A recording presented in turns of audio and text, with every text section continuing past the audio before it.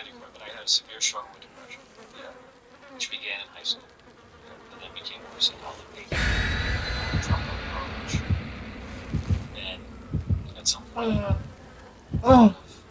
yes, he was a Bernie bro. Richie Torres came up as like a gay, Latino, black congressperson who was progressive. It's not even that's not a joke. Like, that's how he started off as. And then, once he arrived at a seat of power, he just basically farmed out as much. Take your dog out for a walk, you cruel man. She is so passed out. Which should clue you in on how much she works out in the mornings. She literally has not moved even a little bit. She's been sleeping the whole time. I underwent hospitalization, felt as if the world around me had collapsed. But then I began taking an antidepressant, going through psychotherapy, and it just gave me a fighting chance to, oh my god, another John Fetterman archetype, rebuild my life. So after... Yeah, he has Fetterman brain. This is Fetterman brain pre-stroke. Maybe the common denominator is the suicidal tendencies, I don't know. When unlimited, unbridled ambition, because there's hella people who okay, none of you guys love Israel like this. So I guess you have to combine it with a constant power hospitalization of people. I became the youngest elected official in America's largest city. I ran for the council. I ran for the United States Congress. And it was a few years that you go through that. Yeah. So, what did you do? How did you start your life? Well, it's still went back to school. How's it organized? How's it organized? Just get Working as a city council member. And then I ran for public office myself. I would have moved to France. Unfortunately, I couldn't afford to move to France. Yeah, for points. Moved to France. Awesome. Guitar. Yeah, guitar.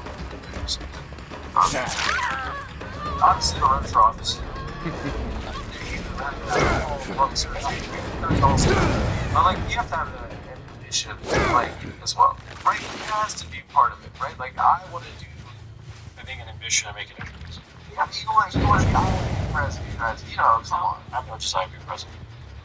Is your ambition purely just to make a difference? I mean, it's a very abstract term. Yeah, make a difference and how many babies is focused to kill weapons. Is in more babies, of course. That's the difference that he wants to make. He has zero personality, so he's just all when I see stuff like this, I actually think maybe it's not so wrong to be a Congress person. Because, I feel like you have to be a real shark, but you would assume that someone has to be, a little person, right? And you see guys like this, and you're like, you're just a sociopath.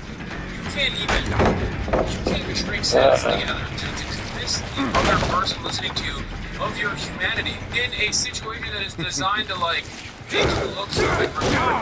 Do you actually think you can do my goal is to be the best elected and then let the rest take care of itself. That doesn't work. What should I say? I want to make sure that I would love to be.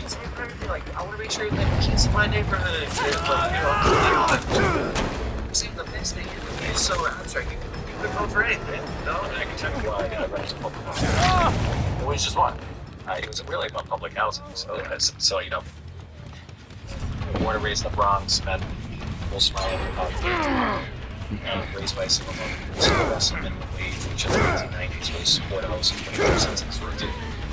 Most of the experience of my life was growing up in public housing. Oh! City is an institution. City housing is already 90%. The largest stock of public housing in the country. It houses about 500,000 people. And it's been so chronically underfunded by the federal government that it has a capital need of $80 billion in counting.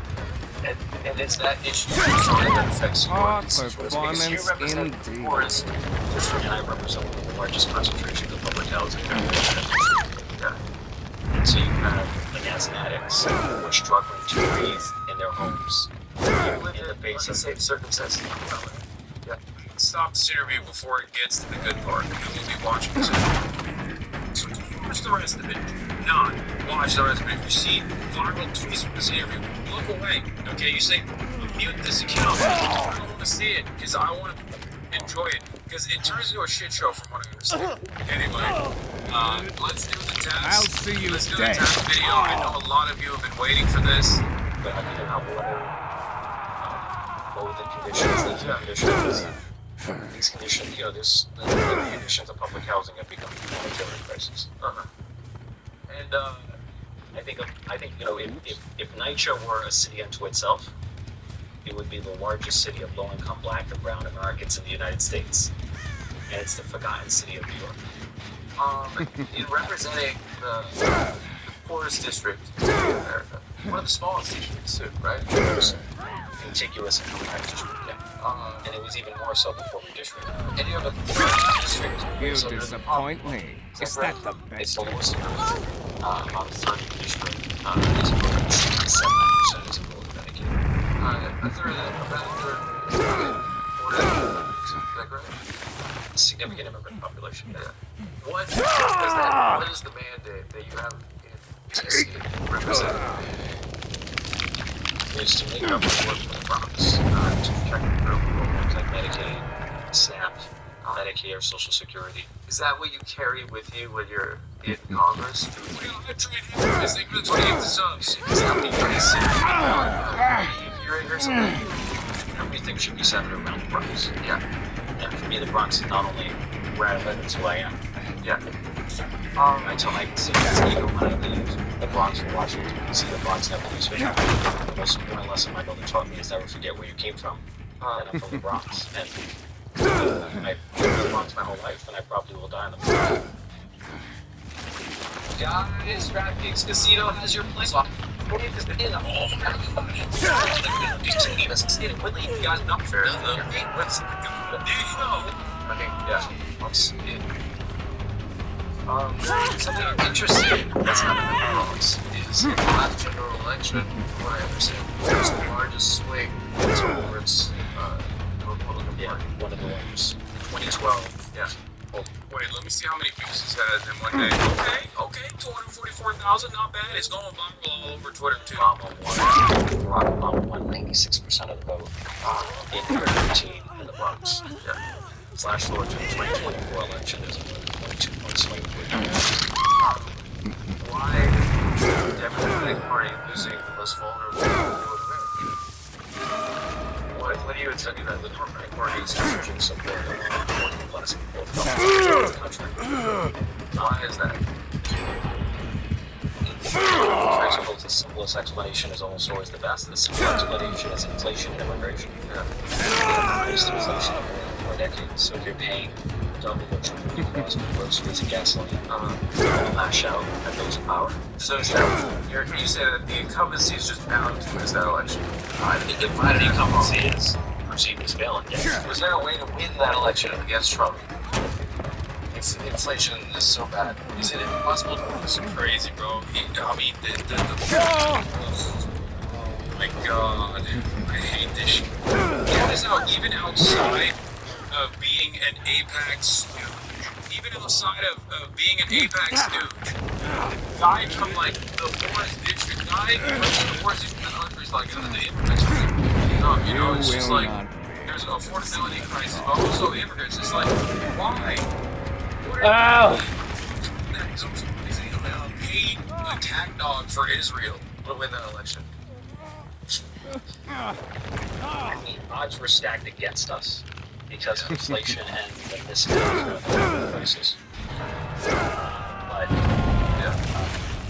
you know, if we had the benefit of a full primary process, and if we had a stronger general election candidate, maybe we could have won.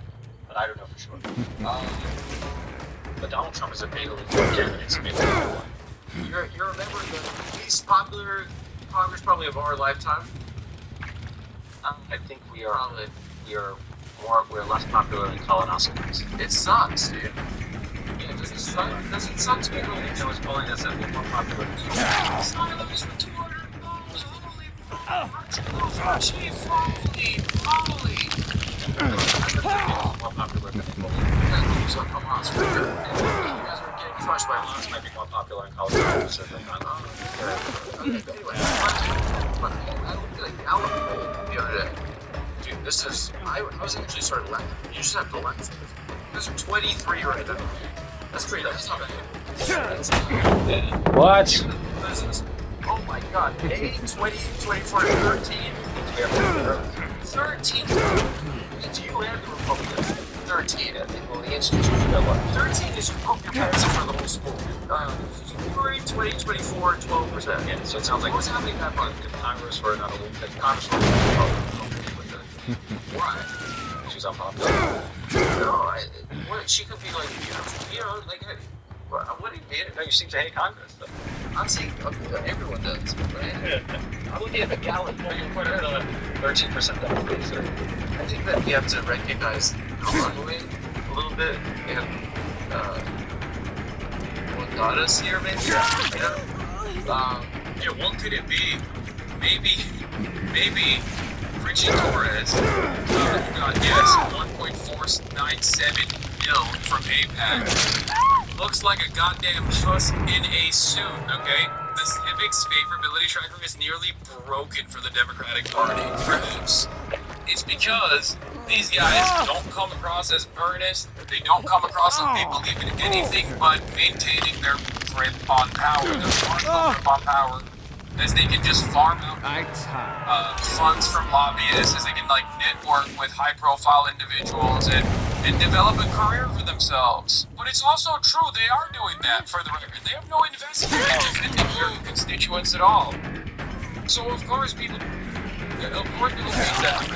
See the Marine Corps entering the second largest city in America, and seeing that most people in society just taken away from their children and kidnapped, and their facilities in our country right now surrounded by alligators.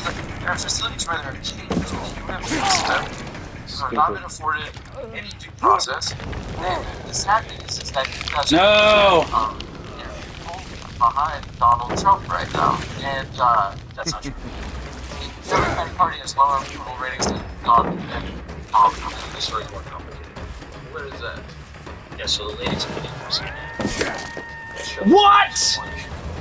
Inflation, cost of living, and on the most important issue, Donald Trump is 25 votes. I'm swing against them, and that we as Democrats are more trusted on inflation than this. That's a huge swing. That is a cherry pick. Come on. You fucking fuck.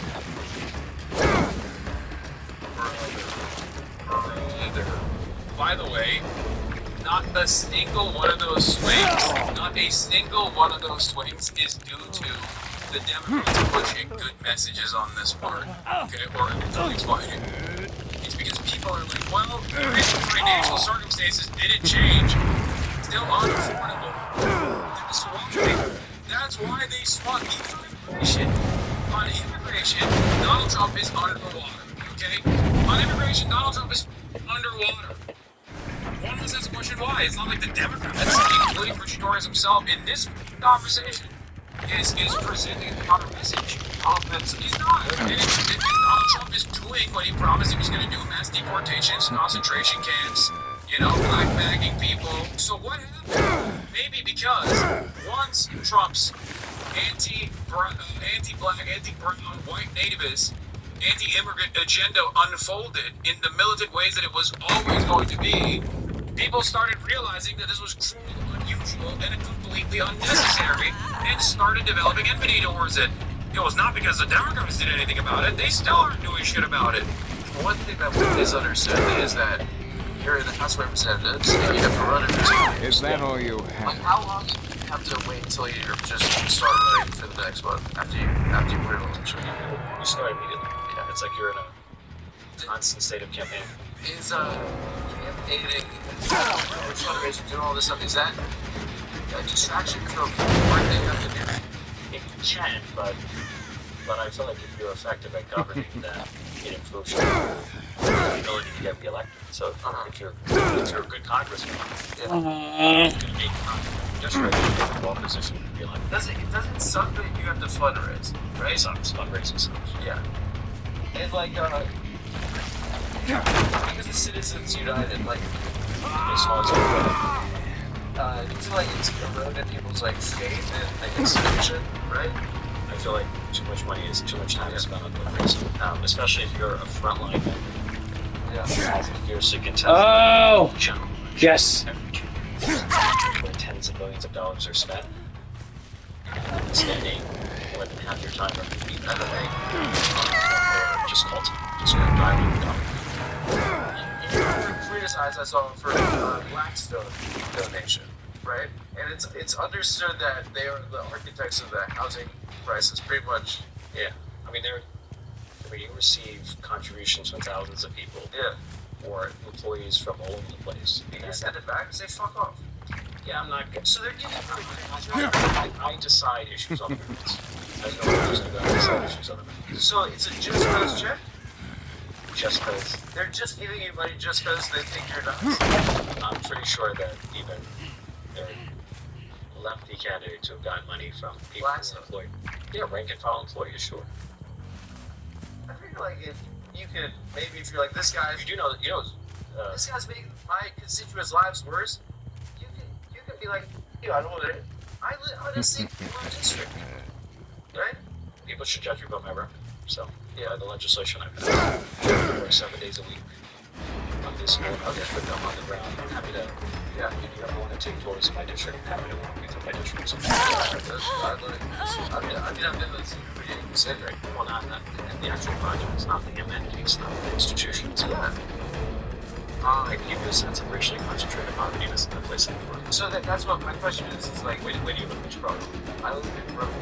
Yeah. And that's my question, like, So you might be divorced from the experience of racially concentrated poverty. but what does that have to do with money for blacks? Like, they actually feel this in the question. Great I time. don't want to talk about it.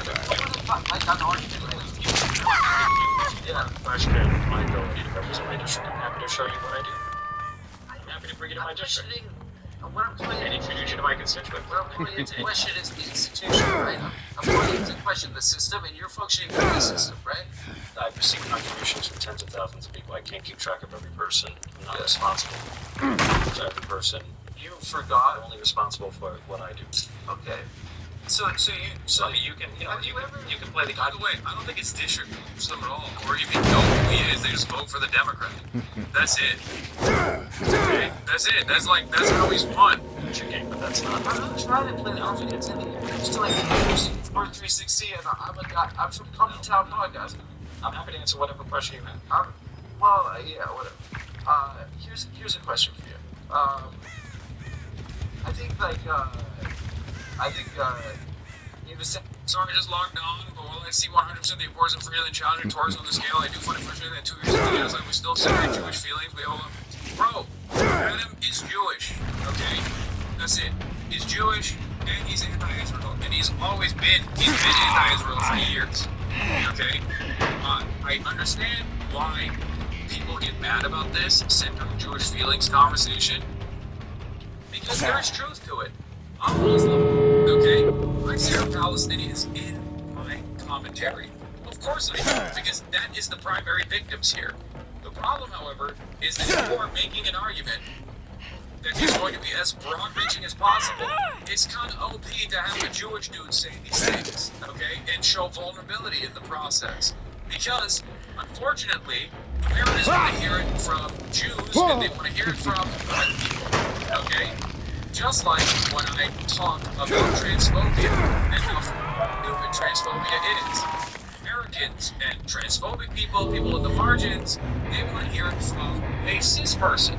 Okay? That's it.